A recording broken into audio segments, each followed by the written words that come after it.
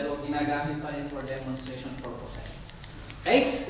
So, tupi na ganyan. Okay? You have to stretch the arm. Okay? The arms. Then, tago nyo siya.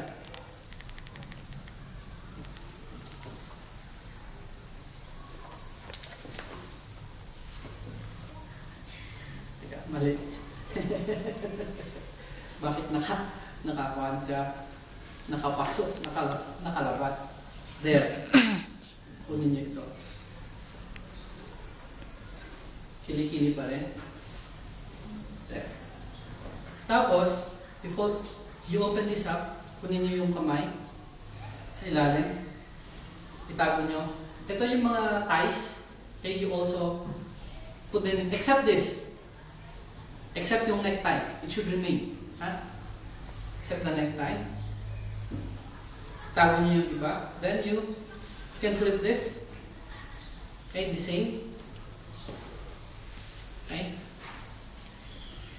May purpose din yan later kung bakit ganyan. Okay? Tago ito sa loob. Ang pinoprotektahan natin sa gown is the right side, not the wrong side. Okay? Kasi ito ang dapat na malinis, hindi hinahawakan yan. After na ma-sterilize siya, it should be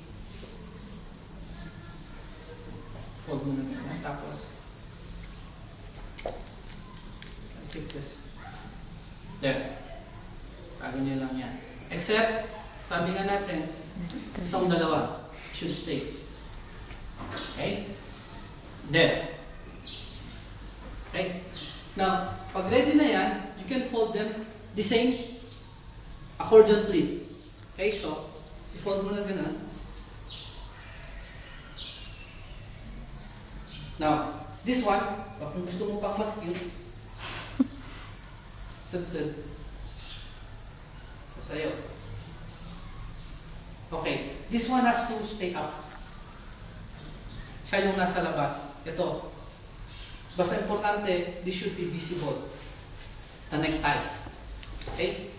Bakit ito? Kasi dito siya hahawakan normally. Ito ang hahawakan. Okay? Ito yung necktie ang hahawakan. Then,